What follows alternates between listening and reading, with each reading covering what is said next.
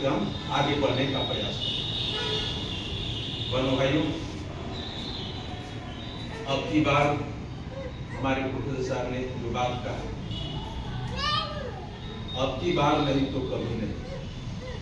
2026 के बाद में हो सकता है कि हमको इतना शांति कुंज के द्वारा प्रेशर न दिया जाए कि आप युग निर्माण का काम करें। आप सभी कभी परिकल्पना न किए होंगे, ऐसा व्यक्ति भारत में पैदा हो रहा है। पूरे विश्व में, भारत ही क्यों कहे, पूरे विश्व का नेतृत्व करने के लिए, मार्गदर्शन करने के लिए एक खड़ा हो रहा है। ये क्या है? युग परिवर्तन का ही तो दौर है। अभी आप 5-10 वर्ष पहले आप देख रहे हैं वीरेंद्र शास्त्री का जो आह्वान हुआ है, यह कोई साधारण सी बात है क्या? वीरेंद्र शास्त्री ने जो आवाज उठाया, बुलंद किया है, और उसके साथ कितने लोग कदम से कदम ताल मिला करके एक साथ होकर के जुड़ रहे हैं, यह आपको तारीफ करने की बात है, आश्चर्य करने की बात है। हम और आप जाति धर्म में बंटे, जाति धर्म छोड़ दीजिए, हम अपने हिंदू धर्म में कहें तो भेदभाव हम समाप्त नहीं करना चाह रहे हैं। लेकिन वैसा एक 25-26 साल का युवा संत जो आवाज दे दिया है, यह गुरु का ही खड़ा किया हुआ वह व्यक्ति है, इसको मानना पड़ेगा। वह हमसे दूर नहीं है, वह व्यक्ति गुरु के द्वारा ही खींच करके लाया गया है। आंधी तूफान उसके साथ जुड़ी हुई है। आइए हम भी गुरु के कार्य में कदम से कदम मिला करके हम गुरु के कार्य में हम आगे बढ़े। हमने इस एजेंडा में 2 ही एजेंडा दिया। शांति कुंज से ये हुआ कि आप यहाँ से जाएं और तुरंत यहाँ जो संदेश दिया गया है, तुरंत गोष्ठी बुला करके आप सबको संदेश दे दें। मैं पांड्या भाई साहब का ये संदेश था, वसुधैव कुटुंबकम का नारा बुलंद, वसुधैव कुटुंबकम की चेतना हर किसी के साथ पहुंचना चाहिए। आपसी प्रेम और सौहार्द बढ़ना चाहिए, आपसी मेल मिलाप बढ़ना चाहिए। हम सभी इस बात को, वसुधैव कुटुंबकम की बात को हम समझ रहे हैं, आत्मसर्वोदेशु की बात को समझ रहे हैं, तो हम सबको गले से गले लगाएं, सबको प्रेम दें, सबको गायत्री मंत्र जपने का हम उन्हें प्रेरित करें, हम सबको यज्ञ करने के लिए प्रेरित करें। यदि हर घर को हमने टेकअप कर लिया, तब तो हम गुरु के बहुत बड़े कृपा पात्र हो गए। आज यहाँ सबसे पहला एजेंडा यही रखा गया कि हम देव परिवार घर घर जाकर के हम संपर्क करके देव परिवार बनाए। ऐसा ना हो कि हम गोष्ठी में आए और घरे गए तो बस जहाँ के परिया तहा जो बस खोले, यही बात सामने आ जाए। तो यहाँ पर हम आए, शांति कुंज नहीं जा पाए थे, आप रूप जोन में आए, आप यहाँ पर आए तो आप सबसे उत्कृष्ट पूर्वी चंपारण के जो भी कार्यकर्ता हैं, जो भी गुरुदेव के शिष्य हैं, उनमें आप उत्कृष्ट हैं, इसलिए आप जोनल मीटिंग में आप उपस्थित हुए। आपके पास यह संदेश जा रहा है, इसका माने गुरु ने आपको बुलाया, आपके माध्यम से जाए। आप अपने यहाँ जाए और अपने यहाँ गोष्ठी बुला करके जितने भी परिजन हैं, सिर्फ उनसे ही नहीं, धर्म में जो आस्था रखने वाले हैं उनको भी बुलाएं। यदि मुस्लिम है, यदि आप पे विश्वास करता है तो उनको भी अपने साथ बुला करके बैठाएं। क्रिश्चियन है, उसको भी अपने साथ बुला करके बैठाएं। गायत्री मंत्र जपने का उसका महत्व जरूर है। जिस घर में देव स्थापना नहीं है, जिस घर में ये देव स्थल नहीं है, उस घर में जरूर देव स्थल बनवा दे, उस घर में जरूर देव तस्वीर स्थापित कराए। साहित्य और तस्वीर की कमी नहीं, यहाँ पर जैसे आप लोगों का डिमांड होता है वैसे यहाँ पर पहले से भी उपलब्ध है और फिर मंगवा दिया जाएगा। गंगा जल की भी यदि व्यवस्था आप चाहें, आप अपने यहाँ का सूचना दे दें, आपके यहाँ उसका भी व्यवस्था यहाँ पर कर दिया जाएगा। उप जो स्तर पर 3 जिला का मार्गदर्शन कर रहा है, शांति कुंज का संदेश फैला रहा है, सारी व्यवस्था आपको भी उपलब्ध रहेगी। साहित्य जो भी आप कहें वो भी व्यवस्था यहाँ पर रहेगी।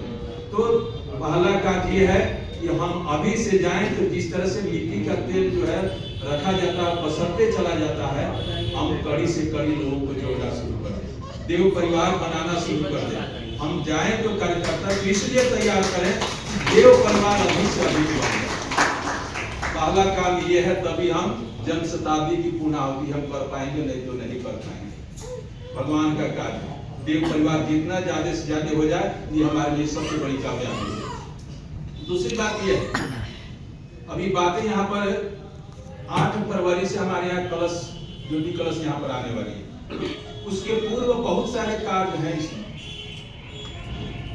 सिर्फ ऐसे भी कोई व्यक्ति हैं जो जा नहीं सकते हैं क्षेत्र में, तो पहले वहां पर कोऑर्डिनेट करें कौन कौन कार्यकर्ता है, मुख्य जो कार्यकर्ता है उनका नाम नोट करें, फोन नंबर नोट करें और उनसे बात करें कि आप अपने यहाँ गोष्ठी एक रखें। और गोष्ठी किस लिए रखें कि ज्योति कलश आ रही है, वहां पर कहाँ ठहराव हो, कहाँ ठहराव होगी और ठहराव के क्रम में क्या क्या वहां पर करना है, उसके पूर्व क्या करना है, इन सभी पर चर्चा हम जारी करें। तीसरी बात यह है कि हम अभी तक हर प्रखंड का जगह का अभी चिन्हित नहीं कर पाए हैं कि कहां पर ज्योति कलश है। पहले यह था कि हम लोग 1 महीना रखेंगे यहाँ पर, लेकिन अब 1 महीना नहीं, चूंकि वहां पर मर्यादा से जुड़ा हुआ है। प्रत्येक जिला को 12 जिला में प्रत्येक जिला को 15-15 दिन समय दिया गया और 15-15 दिन में जो है हम लोग के यहाँ 27 प्रखंड है और 27 प्रखंड में जिस प्रखंड में गायत्री परिवार के नहीं भी हो तो जिला समन्वयक का उनसे हम निवेदन करेंगे उस भी प्रखंड में जाकर के आप वैसे जगह को चिन्हित करें। वैसे बहुत सारे धर्म अनुयायी लोग होते हैं, उनको भी आप जोड़ सकते हैं, उनसे भी आप प्रार्थना कर सकते हैं कि आप ज्योति कलश का महत्व समझा करके उनको भी वहां पर घुमवाएं। तभी यह ज्योति कलश का पूर्वी चंपारण में आना यह हम लोग का सार्थक माना गया। चौथी बात यह है कि हम कार्यकर्ता को तैयार करें। कार्यकर्ता जब ज्योति कलश जैसे हमारे प्रखंड में इन कर रहा है तो वहां पर 10, 20, 25, 50 की संख्या में मोटरसाइकिल साइकिल जैसे भी हो वहां पर अगवानी करने के लिए पहुंचेंगे और अगवानी करते हुए जय घोष करते हुए पुनः रथ का वहां पर भी स्वागत होना चाहिए, वहां पर भी आरती होना चाहिए और फिर जहां पर ले जाना है वहां पर तो आरती पूजन सब कुछ होगी। और उस क्रम में मुख्य बात यह है कि बहुत बड़ा यह पिछली बार ज्योति का जन्म शताब्दी जो मनाया गया था उससे भी बहुत बृहद इसका रूप रेखा तैयार तो उसमें धन की आवश्यकता, क्योंकि हम लोग अपने हैं, अपनों से अपनी बात करने में कोई दिक्कत नहीं है। तो यहाँ पर हम लोगों को आग्रह भी करना है कि वहां पर रसीद जरूर कटवाएं और जो भी रथ का पूजन हो रहा है वहां पर भी जो चढ़ावा हो रहा है तो जो 5 व्यक्ति जो चिन्हित किए गए हैं कार्यकर्ता, फिर इसके बाद हम एक और गोष्ठी बैठाएंगे, उसमें भी हम लोग जितना भी मार्गदर्शन मिला होगा कौन मुख्य कार्यकर्ता को तैयार करना है, रथ के साथ में कौन कौन काम करेंगे, संगीतज्ञ हो गए, लेखा वाले व्यक्ति होंगे, पूजा अर्चन करने वाले कर्मकांडी होंगे, इस तरह से 5 व्यक्ति की उसमें आवश्यकता है। तो उसके लिए हम लोग चिन्हित करने का प्रयास करेंगे। तो हर प्रखंड का नाम सिलेक्शन करके आप जाएं और अपने यहाँ जाकर के हर प्रखंड में 2-2 जगह का नाम चिन्हित कर लें और मार्गदर्शन रोड मैप किस रूट से होकर के रथ जाएगा, ये 2 काम जरूर आप तैयार कर लें। और कार्यकर्ता को भी जो संगीत देने वाले हों, जो प्रवचन देने वाले हों, जो थोड़ा प्रखर व्यक्ति हो गए हों, पूरे वर्दी में रहनी चाहिए, ऐसे व्यक्ति को आप चिन्हित करें। तो ये काम करना है। और आगे यह बात आपसे हम सूचना देना चाहेंगे तो अभी हमारे राज्य की विगत गोष्ठी में यह बात तय हुआ था कि चारों शक्तिपीठों में पहले हम लोग संदेश में हमारे राज्य शक्तिपीठ हो चुका है और इसके बाद में जो है अब मेहसी की बारी आती है कि रक्सौल की बारी आती है। अभी भाई साहब लोग हैं यहाँ पर मार्गदर्शन कर देंगे, उसके बाद में हम लोग वहां पर जाएंगे। प्रखंड में जाना है स्तर पर 5-5 कुंड की आप यज्ञ की एक समय निर्धारित कर लें। हर प्रखंड में एक जगह सभी कार्यकर्ताओं को बुला करके उससे भी भाव बढ़ता है। तो आप हर प्रखंड में 5 कुंडी यज्ञ रखवा दें, उसमें भी जो है सो बहुत सारे कार्य हो सकते हैं, सारे कार्यकर्ता को वहां पर बुला दें। अभी विनय जी के यहाँ पर हम लोग गए हुए थे, सारे कार्यकर्ता वहां पर उपस्थित हो गए थे, तो बहुत संदेश वहां पर लोगों को दिया गया। इस तरह से भी हो सकता है।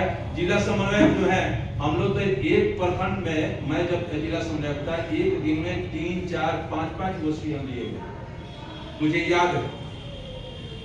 तो आप कम से कम 2-3 भी तो गोष्ठी ले सकते। आपको सूचना नहीं दे, ये बात जब आप कहते हैं कि हमको सूचना दे, ये बात नहीं, आप सूचना ले। जिला समन्वय की जिम्मेदारी है कि आप सूचना लें। आपको तैयारी का जो बैंक नंबर बताया गया उसके अनुसार वहाँ क्या तैयारी हुई नहीं हुई वो आपको करना है। इन सारी बिंदुओं पर आप जरूर ध्यान देते हुए आप सभी अपने यहाँ भी अभी प्रखंड का भी ये सूची निकालेंगे, किस प्रखंड में किस दिन गोष्ठी हम लोग बैठते हैं, इसे में अभी हम लोग तैयार कर लेंगे और फिर आपको सूचना दे कहाँ से किधर से शुरू किया जाएगा और कितने देर की ये गोष्ठी की सब बात वहाँ पर सारे कार्यकर्ताओं को आप लोग बुला लेंगे। और शक्तिपीठ स्तर पर यदि होता है तो शक्तिपीठ पर भी जो है उस शक्तिपीठ के जितने भी प्रखंड है सारे प्रखंड के कार्यकर्ताओं को वहाँ पर बुला लेना और जिला से कार्यकर्ता जाएंगे वहाँ पर जो भी संदेश, एक भी कार्यकर्ता को ऐसा ना हो कि संदेश न मिले। युग निर्माण के काम में जनशताब्दी के जो कार्य हैं उसमें अग्रणी भूमिका न निभाए, उसमें हम लोग पूरा प्रयास करेंगे सबको सूचना देंगे। तो अभी बहुत सारी बातें हुई और समय भी मर्यादा है, बहुत सारी बातों की किन्हीं तरह की बात ऐसी लगे कि कुछ प्रश्नोत्तरी है तो उसको आप बोलें, उसका प्रश्न उत्तर दे रहे हैं।